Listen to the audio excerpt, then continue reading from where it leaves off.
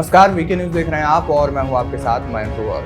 पश्चिम बंगाल का संदेशखाली इलाका खासी सुर्खियों में पिछले कुछ लंबे समय से दिख रहा है और ये सुर्खियों में रहने के पीछे इसके कारण भी है। यौन उत्पीड़न को लेकर के संदेशखाली जितना उबल रहा है वो खासा चिंताजनक है।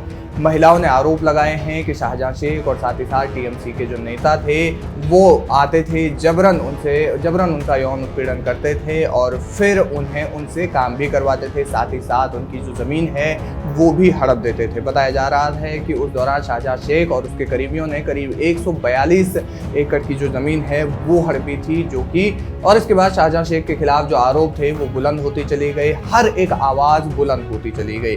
इस दौरान शाहजहां शेख भी फरार हो गया, जिसे 55 दिनों के बाद गिरफ्तार किया गया। लेकिन संदेशखाली से जुड़ी एक बड़ी खबर इस समय आ रही है और देश की राष्ट्रीय सुरक्षा पर एक बड़ा प्रश्न चिन्ह लगाती है।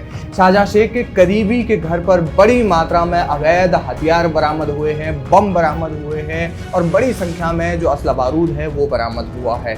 ये इतनी बड़ी संख्या में थे कि आप ये समझिए कि एनएसजी की टीम बुलानी पड़ गई। एनएसजी का जो बम निष्क्रिय करने वाला जो दल होता है उसे बुलाना पड़ा और वहां पर जितने भी बम थे उनको डिफ्यूज करना पड़ा, उनको निष्क्रिय करना पड़ा। इसके साथ ही साथ बीजेपी भी इस मुद्दे पर खासी हमलावर हो गई है। बीजेपी ने टीएमसी पर भी निशाना साधा है और साथ ही साथ संदेशखाली में हो रहे इस घटनाक्रम पर भी चिंता जाहिर की है।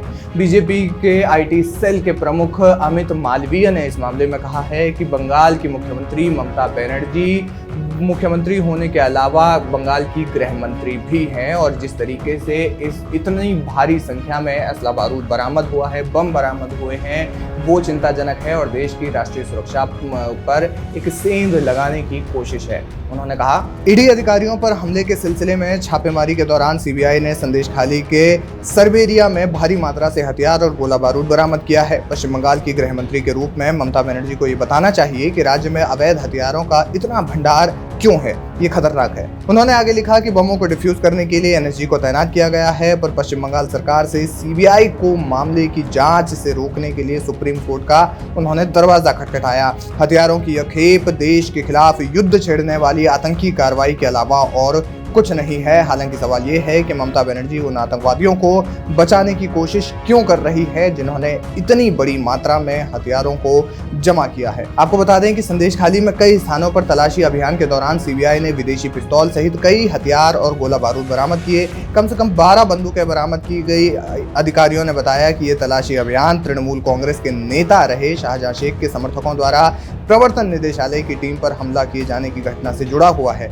ईडी की टीम पर 5 जनवरी को संदेशखाली में उस समय हमला किया गया था जब वे राशन घोटाले के सिलसिले में शेख के परिसर पर छापा मारने गए थे। अधिकारियों ने बताया कि सीबीआई को जांच के दौरान ये जानकारी मिली कि संदेशखाली में भारी मात्रा में हथियार छिपाए गए हैं। बाद में शुक्रवार सुबह सीबीआई की टीम ने तलाशी अभियान शुरू किया, जहां से हथियारों के साथ बरामद हुए बमों को डिफ्यूज करने के लिए एनएसजी की टीम को लाया गया है। बहरहाल ये मामला खासा चिंताजनक है और उतना ही गंभीर भी है। जिस तरीके से भारी मात्रा में अवैध हथियार इन ठिकानों से बरामद हुए हैं, उससे क्या मंशा थी और क्यों ये हथियार इकट्ठा किए गए थे, ये एक बड़ा सवाल इस समय बना हुआ है। लेकिन जिस तरीके से ये तमाम चीज़ें बंगाल में हो रही हैं और ये खुलासे नए नए होते जा रहे हैं, उससे ममता बनर्जी की सरकार घिर गई है और सवालों के बड़े घेरे में है। क्या कुछ कहना चाहेंगे आप इस खबर पर, हमें कमेंट करके जरूर बताएं। वीके न्यूज, राष्ट्र के नाम।